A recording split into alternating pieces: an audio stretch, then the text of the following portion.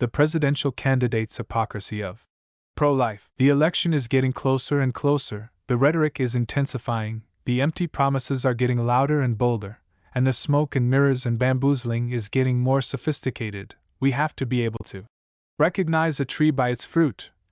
In other words, a person's character or success can be judged by what they produce or do. The term pro-life has become a rallying cry for a particular political ideology, often associated with conservative religious groups.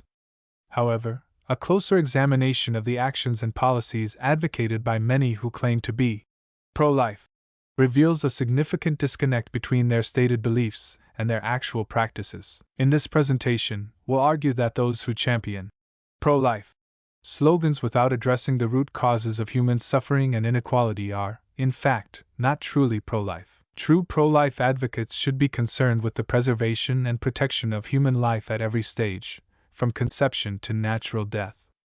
This requires a holistic approach that addresses not only the issue of abortion but also the broader social and economic factors that can lead to the loss of life or diminish its quality. Unfortunately, many who claim to be pro-life have a narrow focus on abortion and fail to recognize the interconnectedness of various issues that impact human flourishing. Folks, here are some specific examples of policies or actions taken by pro-life advocates that contradict their stated beliefs. Economic policies, tax cuts for the wealthy. Many pro-life advocates support tax cuts for the wealthy, which disproportionately benefit those who are already financially secure. This can exacerbate income inequality and lead to increased poverty and economic hardship, which can have negative consequences for families and individuals. Huge tax cuts and unrealistic tax incentives for corporations. Deregulation of corporations. Pro-life advocates often support the deregulation of corporations, which can lead to increased corporate power and reduced worker protections. This can result in lower wages, job insecurity, and limited access to healthcare, which can have a negative impact on the health and well-being of individuals and families. Social policies, opposition to Affordable Care Act. Some pro-life advocates have opposed the Affordable Care Act, ACA, a healthcare reform law that has expanded access to health insurance for millions of Americans. This opposition can have a negative impact on the health and well-being of individuals and families, particularly those who are low-income or have pre-existing conditions. Support for restrictions on abortion access. While the focus on abortion access is central to the pro-life movement, some advocates have supported restrictions that go beyond the prohibition of abortion itself. For example, some have supported laws that restrict access to contraception or mandate waiting periods before an abortion can be performed.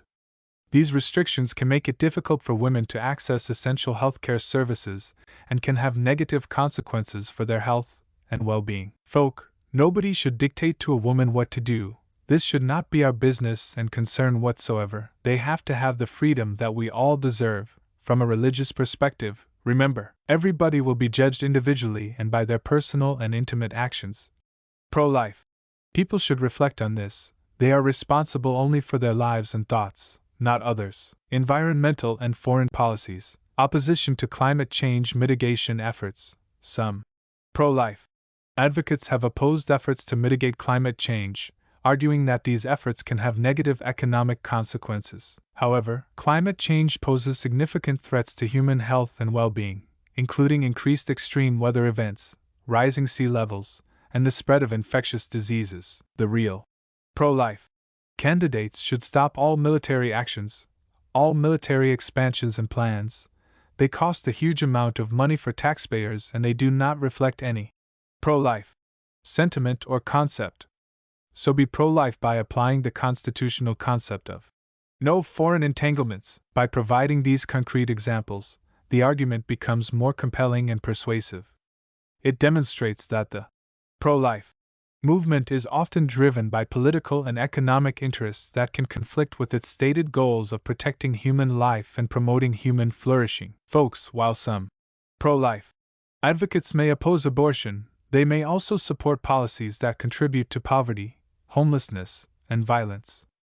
These factors can have devastating consequences for individuals and families, and can even lead to the loss of life. A truly pro-life approach would require addressing these underlying issues through policies that promote economic justice, social equality, and healthcare accessibility. A truly pro-life candidate will fully support the Fair Tax Act H.R.25 proposal that will increase immediately and significantly people's financial stability, so kids are not a luxury anymore, as they are today. Why I am telling you this? In my case, I lost my job due to the corporate greed of a multi-billion-dollar company and economic downturn caused by the 2008 financial crisis. I took a huge pay cut to find another job. I was on my spouse's health plan. I thought we were safe lest we had benefits paid by her company. But in a few weeks the company she worked, after saving mid-double-digit millions of dollars by switching healthcare providers, put on us the portion of healthcare plus pension, and immediately we started to lose $1,000 every month. Let's put it in perspective better. While I took an entry-level low-paying job, we have to pay for benefits from now $1,000 per month. That's a loss of $12,000 in a year. While I am seeing and hearing in the news that the bailed-out company's CEOs and the bailed-out bank's upper management received for a so-called good job bonuses in multiple millions of dollars. All that money was a transfer of wealth from the working class to the few rich. I hope that my story highlights the real-life consequences of economic policies that prioritize crony capitalist corporate profits over human well-being and working-class families' prosperity. This is not a climate to form and support a family. Let's think and connect the dots. Why? The pro-life movement has often been associated with a particular economic ideology that prioritizes corporate profits over human well-being.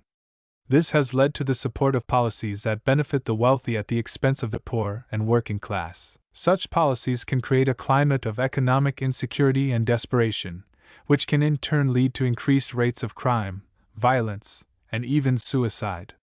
They allowed the most recent wealth transfer from taxpayers, the working class to the rich, which happened 3 years ago. Please tell me, dear viewer, you do not see the severe decline of the economy in the past few years? Folks, the real pro-life candidates can reinstate with policies the concept of jobs with benefits, forcing companies to provide for the working class again, as they provided 20 years ago, remember?